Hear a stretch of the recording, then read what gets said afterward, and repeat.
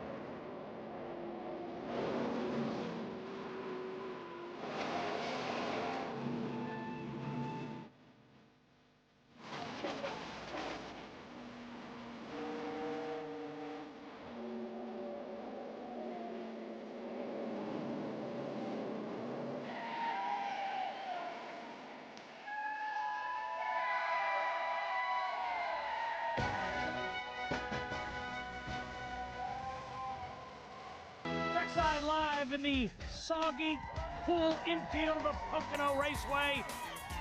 But the fans are undeterred. They are here, they are on fire, and their spirit is alive. And so are we. Glad to be with you here on Speed. Jeff Hammond, Larry McReynolds, Steve Burns, and Ellie, Rutt. Hello, gentlemen. Hello, Rutledge.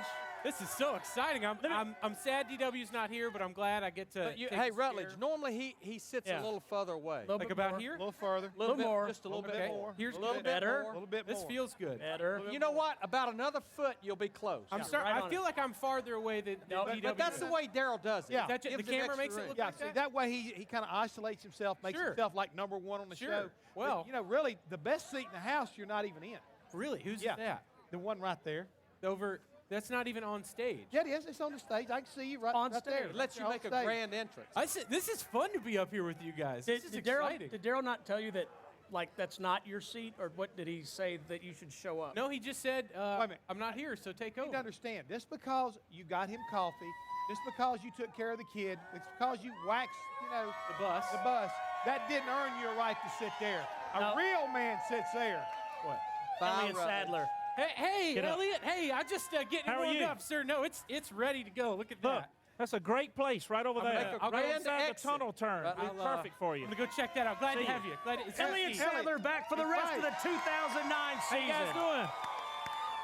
How Well, are you? Now that we got rid of that, I'm getting a normal position. Yeah, It's right okay. over here. Attaboy. Yeah. Man, it's good to have you back. It's good to be back. Wow. You guys have done a Look, great job. You got something showed up on your hands? A little different than the last yeah, time, isn't it? how about that? It's good. How's married life treating? Life is great, Larry. I tell you, it's the most amazing thing I've done, and it's been cool to go home and share your life with someone else. It's been neat. Been good. that good. It has been that good. The only thing is, though, guys, it didn't help his golf game the other day. What? That is a low blow, wasn't it? I've been on here 1 minute now. Wow. The first swing and a miss. Hey, but I had to say this much. We had a great time the other day playing golf.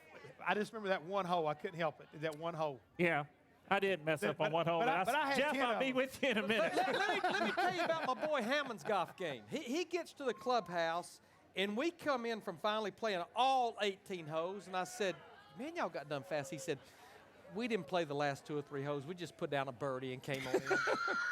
Nice. Thank you very much. Hey, guess who I learned that from? Darryl Waltrip. Darryl Walker.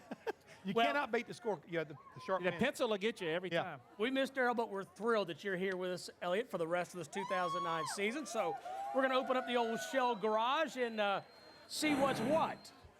Well, there ain't no question what's what. How about double foul restart, shootout style? What do you think? Woo. That's going to put some excitement. But you know, I love the timing of it because we're at 2 big racetracks, Pocono this week, Michigan next week, before we go to quite a challenge in Finion, because this is for road courses and everywhere, and we never have had double file restarts, period, at a road course. The only time you restart double file there or start is on the start of the race. I think this is a great timing idea by NASCAR. We need something to spice this deal up a little bit. And like you said, coming to Pocono where you have plenty of time to find the position that you need to be in, it's just going to offer good racing. It's going to make a lot of decisions being made on pit road a lot different as far as taking 2 tires and 4 tires, because now you can't hide beside the lap cars and track position and things like that. There's a lot of neat things going on with the Lucky Dog. This is going to create just 3 or 4 races within one race, Jeff. Well, when you say that, Elliot, what I look at is the unpredictability of it. That's what is kind of exciting about it, because we really don't know. You talk to NASCAR, they believe they've done the right thing here by implementing the double file restart come Sunday.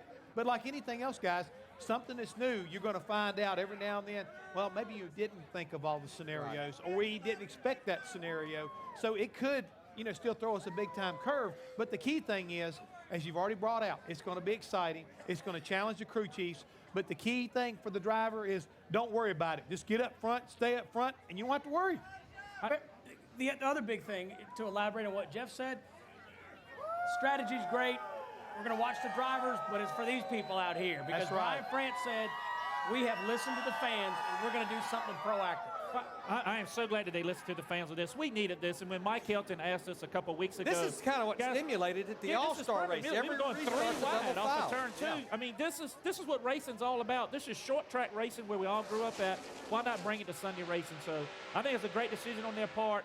Pocono maybe will not affect us as much because of the long straightaway stuff like that. But, man, when we get to Daytona and you're drafting off of each other, and you get to Bristol and Martinsville and New Hampshire coming up, road courses, I just think we just turned the notch up a little bit. Do y'all like it? Double file restarts? Steve, I know the other thing that excited me this past week, real quickly, our last race of NASCAR on Fox, if you didn't like the end of the Dover race, we're not going to ever please you. Was that not a good race?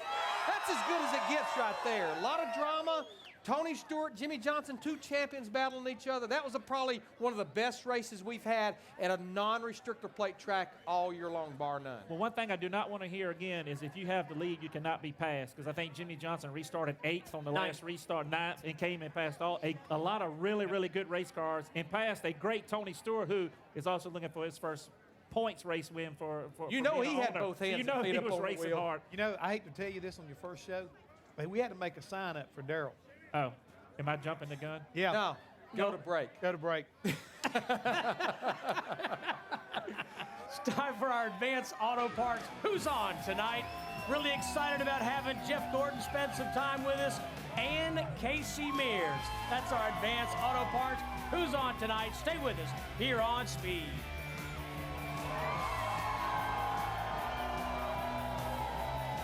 Trackside is presented by new Shell nitrogen-enriched gasolines. Brought to you in part by DirecTV. If you call yourself a sports fan, you gotta get DirecTV. And by Victory, the new American motorcycle.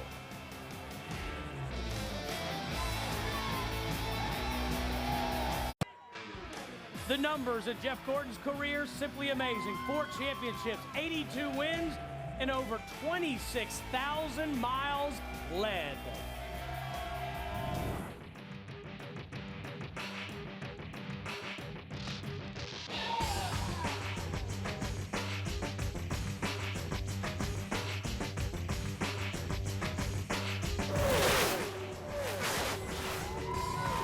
And please welcome Jeff Gordon to Trackside.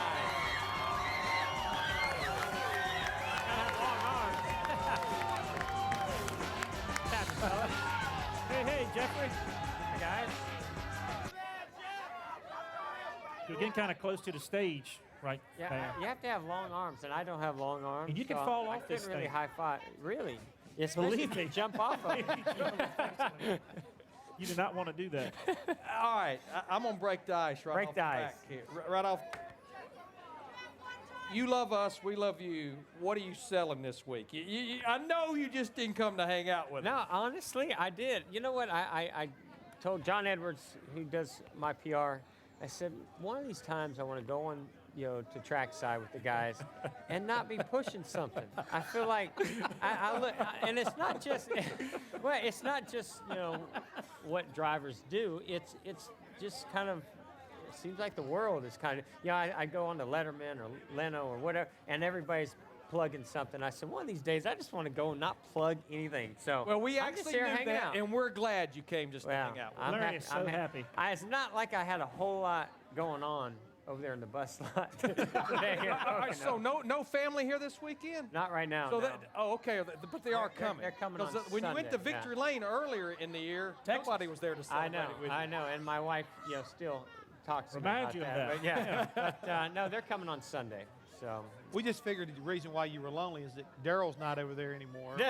And he's not here on the show, so now you can come up here and just kind of like. I wasn't saying We're that. trying to figure out who's responsible for feeding him bad information in the coach lot. Exactly. You find out, you let me know.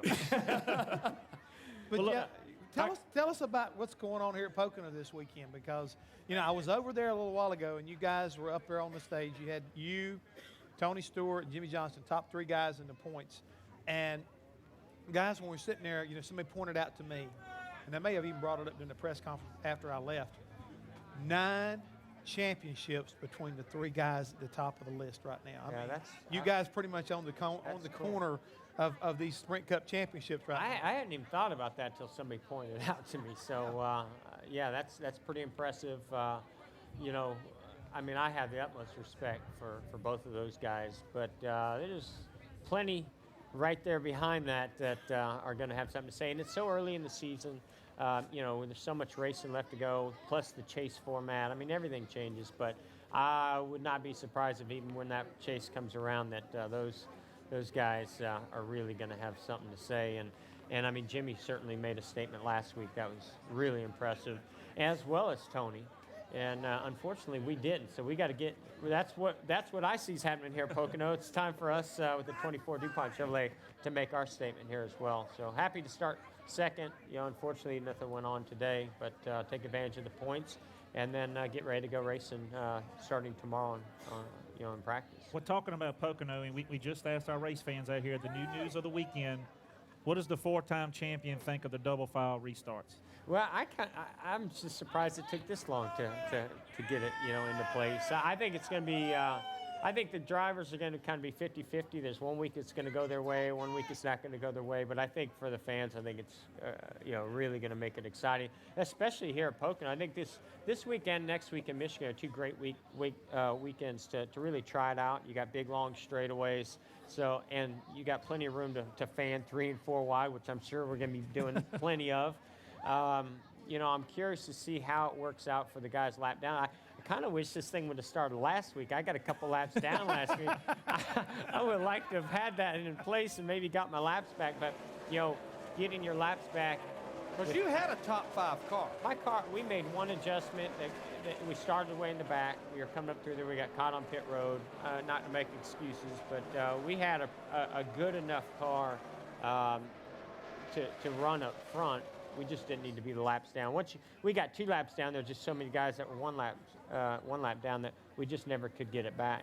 What's so funny about that?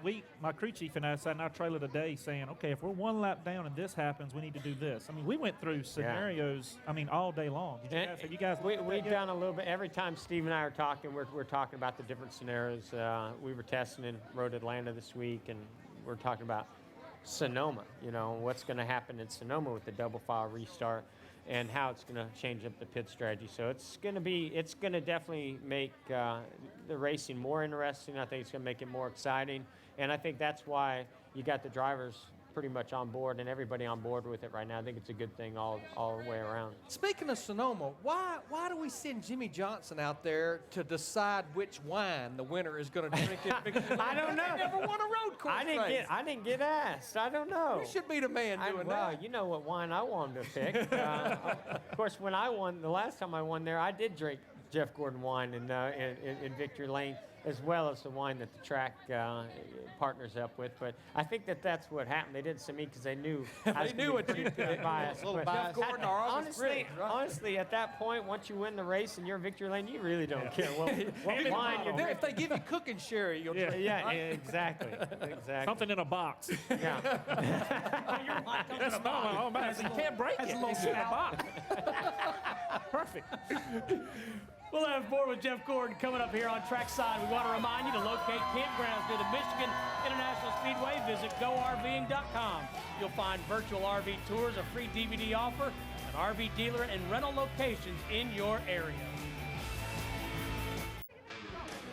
Trackside back at the infield in Pocono, Pennsylvania at the triangular Pocono Raceway, spending time with Jeff Gordon. And when you look at the career stats for Jeff Gordon, downright amazing. Ran his first race 1992 at the Atlanta Motor Speedway. And Jeff, when you look at numbers like that, and I know most racers look ahead, they don't look back, but what surprises you about those numbers? Is there any one thing that sticks out? The 20 miles led? What did it say? Laps led? Over 20,000 and 26,000 miles. Yeah, that's crazy. I don't know. I don't remember leading all those, so I don't know. But it's been incredible. 17 years now. So with the same sponsor, with DuPont and Hendrick, so it's funny because now I have Mark Martin as my teammate, and he's like, man, you got it good over here, man. This is awesome. I could do this for a while, and of course he signed up for another year, and I'm like, well, why do you think I didn't want to go anywhere else? So now I've had it really good. We've had an amazing team, and it hasn't been without its ups and downs, which I'm thankful for. You don't realize how good the ups are until you have some downs, and so. I sure would like to get back to win another championship. It's been a while. I feel like we're capable of doing it. I feel like I'm capable of doing it. And this year, we've shown that we're really strong. So see what happens. It's the problem is you set those numbers, kind of sets a standard that if you don't live up to, then Victim of your own success. yeah, you're kind of judged by that. So the pressure's always on, which that's cool. I like that kind of pressure. We know you talking about how long ago it was when you first came in, and we found a picture of you, to take a look You at. didn't have to do that. Well, but we just thought it was kind of like the way you got to compare from then to now is pretty important. Right there standing with Dale Earnhardt. I mean, pretty. I mean, you've been involved in GQ magazine and everything. I don't know how. That's back when Larry had hair. Had to go there. What a show, and look at you. If I was the only one that had been in that kind of position at some time in their life, then I would have a much bigger problem with it. But that was bad. But I don't know. I've seen plenty of others. But you get an opportunity to laugh at yourself. Oh, That's the good my thing gosh. about it, yeah. Too many times. And the reason why why this is no surprise to me is because with these trading cards, and the fans like to bring the ones that go way back like that, and I'm always thinking them. Oh, that's a good one. Hey, you asked for it, we deliver. All I can tell you is that Baby Ruth car was bad to the bone. That thing was so fast. That's all I can tell you. It was so bad in Atlanta. That's what led Rick Hendrick to say, "Who's driving that one car down there?" Yeah, you look back on circumstances and you hear the real story behind everything, and everything's about timing. And my roommate at the time was Andy Graves, who worked in the R&D center at Hendrick Motorsports. Rick saw what happened in Atlanta. So many circumstances just kind of fell into place to make that all happen and to be still here, and all those numbers, adding up. It's pretty amazing, how it originally came together. You talking about originally come together in 17 years of racing. How proud of you of Steve Letarte, coming from the ground floor, going through all the steps of Hendrick Motorsports, now you're crew chief, which probably not the easiest job in the world being Jeff Gordon crew chief, but what he went through a couple years ago, and then now right back on top of your game this year. No, I love having Steve as a crew chief. I think everybody that knows Steve in the garage knows what a great guy he is, and he's really smart. He doesn't always like to lead on to that, but he is.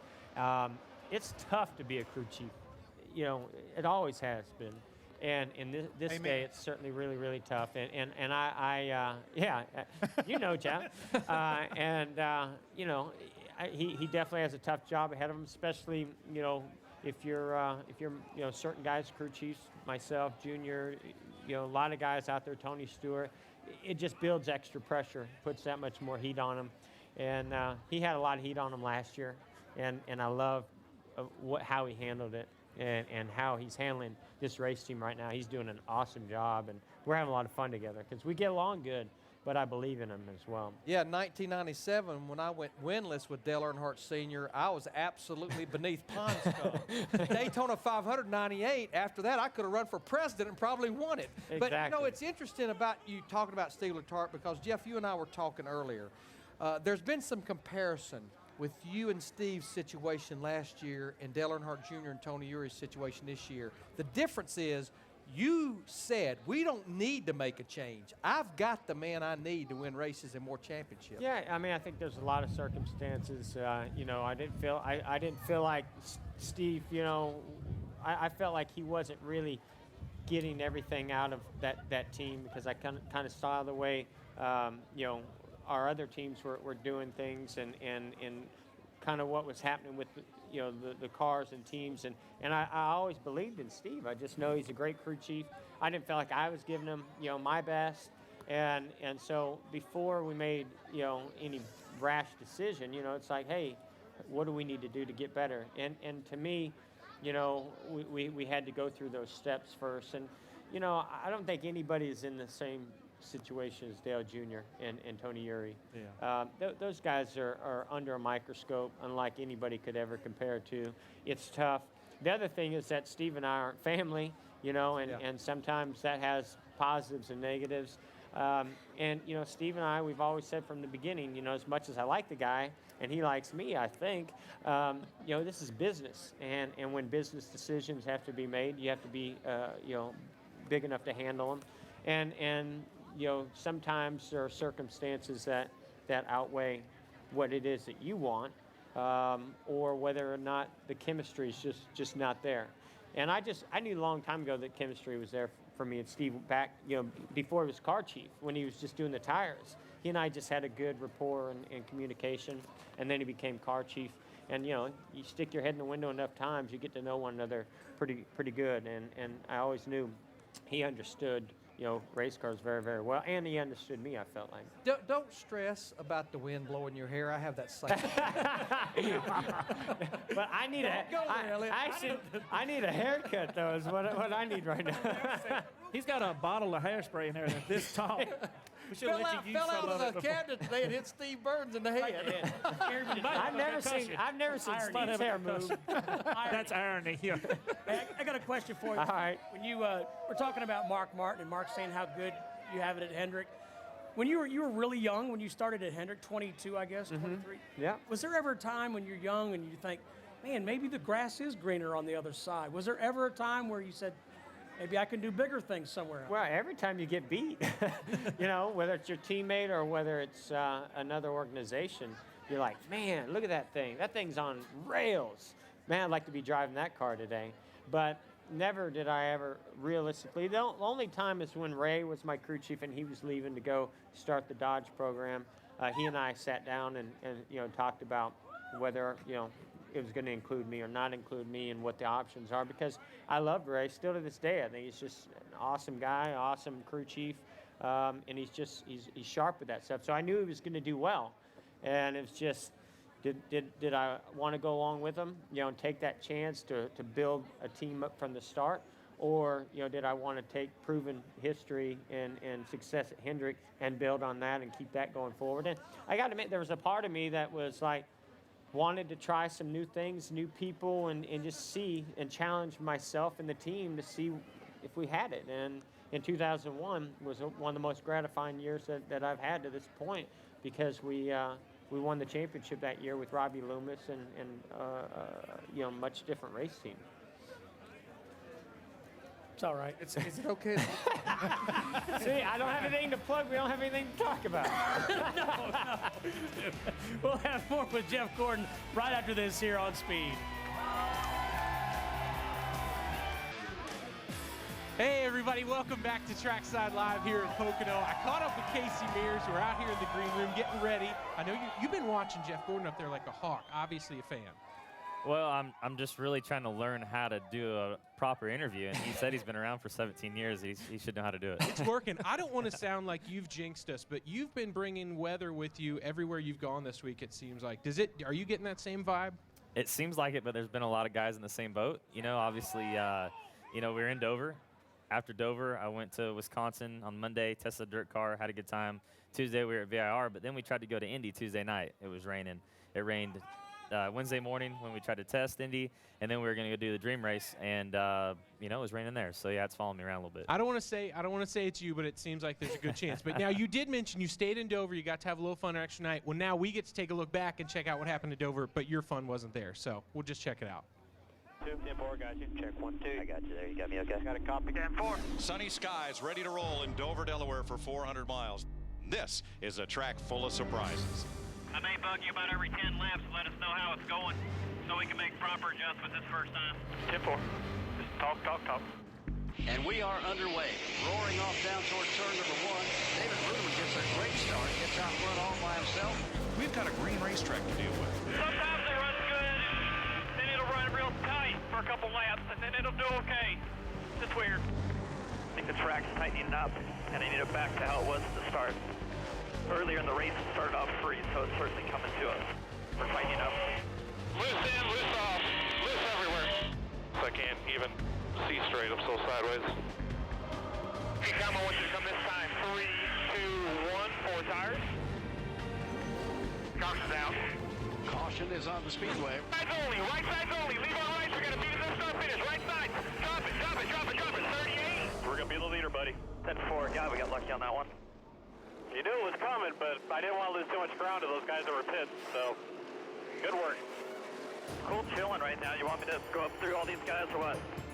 You're being smart. The 16 is coming. He's been running about 0.2 laps faster than us. Well, we got teammates racing hard up here. I don't think they like each other. I think we're going to be pitting here, bud. You go ahead and act like you're pitting. I'll call you off at the last second. I got a good shot here. What do you think? I think only if you can be in the lead. I think we can beat them off the pit road if they come in front of you. We're going to hook you up right here, bud. Running in third right now.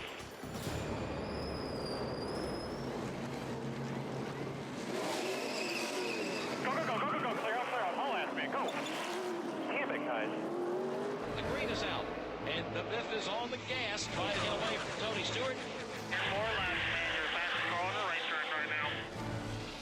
Biffle goes up the racetrack. Smoke comes back to the bottom. He'll go to the lead side by side, and Jimmy Johnson has arrived on the scene as well. It's going to be some wild finish. Boy, you got him, dude. You got him. 2 leaders, 48. This time, the best car does win. Jimmy Johnson, who led 297 laps today, comes home as the winner. You guys made coming to work fun. Thank you. Woo! Jimmy, thank you for saving my butt today, bud. You bailed us out big time. You guys are the best. Don't forget it. This is just the start of a kick-ass season for us. Right here, boys. I love you. And Jimmy Johnson gets his 42nd career win, and Jeff, I believe it was 180th for Hendrick Motorsports. Oh, it's unbelievable. You know, that's what's cool is Hendrick Motorsports has won a race every season that they've been in the sport, 25 years. So, you know, that says a lot about the organization and all the different personnel that they've had there, from drivers, crew chiefs, everybody, you know, on board at Hendrick. It's an awesome organization to be part of. Jeff, I had you guys on pit road for NASCAR and Fox, and at one point during the race, I heard Steve Letarte say, "Just wait till the caution, I'll get you fixed up." And you said, "I might be the caution." Well, yeah, when we made an adjustment and we had an issue and we got really loose, I thought it was going to be the caution. I love listening, you know, to the radio communication, because every crew chief's confident and you know, like, don't worry, we're going to fix you. We got you. We're going to beat them off pit road. We're going to do this. We're going to do that. I love listening to that. And the drivers in there going, yeah, I've heard this before. I believe it when I see it. Yep. Just hang on, it'll come to you. Yeah. Same guys are saying, I got some oceanfront property in Arizona for you. Yeah, exactly. Give you a good deal on it. Hey, when we come back, Elliott Sadler and Jeff Gordon will hang out in the Lazy Boy Lounge. We want to remind you that Sunday on Speed, NASCAR Race Day roars into Pocono. It's a can't-miss event as Tony Stewart and Casey Kane join the Race Day crew live. Plus, get an exclusive look at Dale Jr.'s first weekend with Tony Uri Jr. It's all part of NASCAR Race Day, built by the Home Depot, Sunday at 10:30 Eastern. Looks a lot like our production meetings. In any case, Elliott Sadler and Jeff Gordon hanging out in the Lazy Boy Lounge.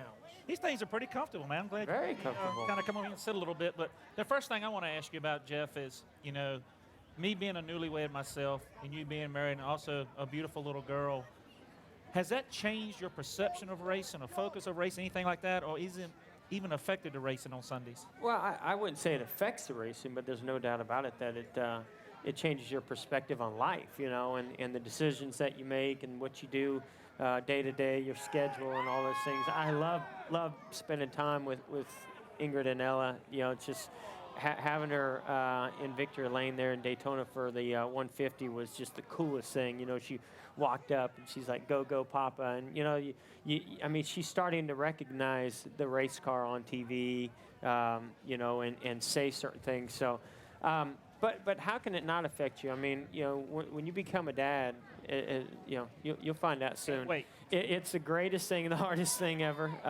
and so it changes your life. But I don't think it makes you less focused on what your goals are and what you want to achieve. It's just you realize now that I had a lot of dead time that I didn't realize that I had that's completely used up now. Because, I mean, she gets up at 6:30 every morning, and it's wide open. And then, you know, you got to go test. You got to, you know, they're working parents all over the world, and, you know, now I'm one of them. I just think it makes it better if you've had a bad Sunday.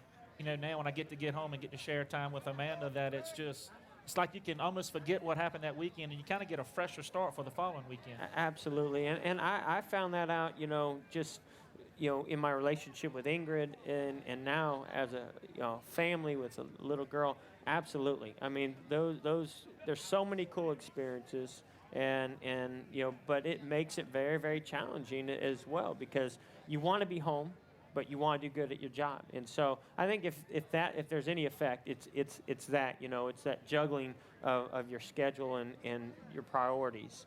But at the same time, as much as if I have a bad day or a good day, sharing it with them, it also motivates me to want to be the best that I can be, you know, for them to be proud. And so I think it's actually driven me in some ways even more. What's she call you? Papa? Papa, yeah. We got a little Belgian in our household, you know. So Ingrid wants to keep, you know, some of the Belgian in our everyday life. So Mama and Papa, which I called, my Papa was my grandfather when I was growing up. So I had a hard time with that one. But now it's just the way it is. And I think it's cool. I love it. Probably called you granddaddy. No, I know I'm getting gray, but yeah, you know, and Ingrid's a great cook. She cooks amazing, just down, you know, just home cooking Belgian food that her mom fixed, and I love it. So I like having you know, that Belgian flair around the house. Well, that's cool. I'm glad that you're having a good time being a dad. I'm surely having a great time being married, but I think we've run out of time. Oh, man. I think Steve and Larry and Jeff are getting jealous because we're hanging out in the lazy boys. So You just make it look too we'll easy, kick it Elliot. back to Steve. Just make it look too easy. Kick it back. All right, thanks, Elliot. Let's take a look at our schedule for tomorrow here on Speed. Practice was washed out, qualifying washed out. We'll be on the air at 10 a.m. Eastern for Sprint Cup practice, then again at 11 with final practice and the ARCA Remax Series teams in action at 4. This Thursday, Wrecked is all new when a winter storm wreaks havoc in Chicago. O'Hare is left to clean up the carnage and put their own lives on the line. Wrecked, Life in the Crash Lane. Catch all new back-to-back episodes beginning at 10 Eastern, exclusively on Speed. Jeff, when I was talking to you early this afternoon, you kind of opened my eyes. I mean, I didn't know what you kind of like followed as far as what kind of sport, but you were talking about the UFC game that you just recently got, what you got in your bus, but you like to watch it on television, huh? Yeah, I think it's exciting. You know, I've never been a big boxing fan, but I like it stepping things up a notch. That's for sure. I wouldn't want to be in the ring with any of those guys. I'm with you there. It's pretty crazy. I mean, I like a lot of different things, you know, and when I am at the track without the family, you know, that's what I like to do, is chill out in the bus and either cook for myself or watch Formula One racing, Trackside, or I play some video games. So right now I'm on UFC, and I was doing really good when I talked to you, and then in between then and when I came over here, I got some work to do. You got your clock clean, did you? Got your clock clean. Yes, I did. Jeff, we go to 22 different racetracks on our schedule today, and there's not many places left at any of those tracks that they do not have the safer barrier installed. Right. But damn, boy, you keep finding all the places that don't have it. Like last week qualifying at Dover. Yeah, I didn't realize that I was a part of the safety committee.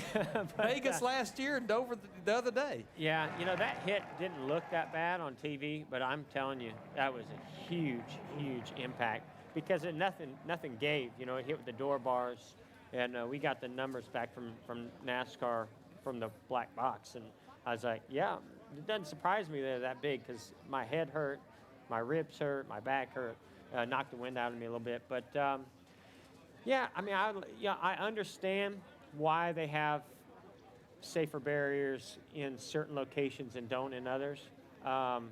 Doesn't mean I agree with it, but I do understand. I've at least been given back the information, and I would like to see one day where we have it everywhere inside and out. That's right. Yes. That's right. And they made at Dover huge improvements to pit road. Love the pit road. That was awesome. And the safer barrier on the inside of the wall, huge improvement. But I found a place that they could add. Jeff, thanks for spending time My with us. pleasure, guys. Good luck on your UFC. You need a little improvement. Yes. Thank you. Appreciate it. Thank you, guys. Enjoy Thank you, it. Jeff. Coming up, Casey Mears will join us here on Trackside in Pocono. Casey Mears drives the 07 Jack Daniels Chevrolet for Richard Childress Racing, a winner on 2 of NASCAR's Premier Series.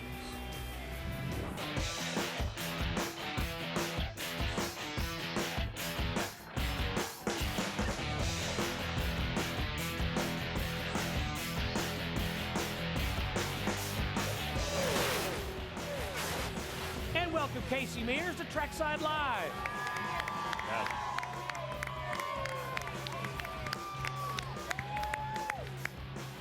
Casey! What's happening? How How are you young guys? man? I'm doing good. How about you? Nice. Thank you for getting me a booster seat. I need that. I'm a little short. Well, they say walk right in, sit right down, and step up. I feel good, man. I'm ready. You ready? Step up and see if I can handle what you guys are throwing at me here. All good stuff today. All good stuff. I mean, Good. let's talk about last week right on the get-go. I mean, good run right there. You know, get you another top 10 finish right there at a tough little racetrack. I mean, after a few little changes over at RCR, you're starting to come to life. You know, it's been good. You know, I really. Elliot, get out of my way, Elliot. Move.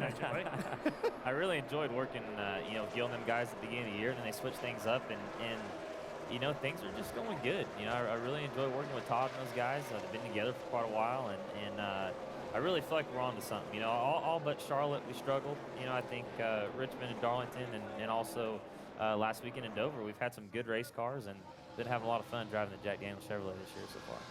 You know, Casey, you mentioned you had a great run at Darlington. You had some bad luck at Richmond and in the run that Jeff just talked about at Dover. But certainly as a whole, Richard Childress Racing is missing something right now. You know, all 3 cars made the chase last year. You really only have 1 in there right now. So it's almost like there's something plaguing almost the whole organization right now. You know, I don't know what it is. I mean, you guys know as good as anybody if you get off to a couple bad starts. Right now, you know what I mean? We got off to a couple bad starts, and we got kind of a little bit of a hole, and now we're all kind of digging ourselves out of that. You know, I know the 33 got off to a really good start this year, and they've had a little bit of trouble recently, but you know, I think the team as a whole has a lot to offer. You know, I really do. I feel like we got some speed. We got some things that are working for us right now, but we're all in a little bit of a hole. We're trying to dig back out, and I feel real good about our end of things. You know, the 07 crew has had that speed the last few weekends, exception to Charlotte, and I'm looking forward to seeing what we have here in Pocono.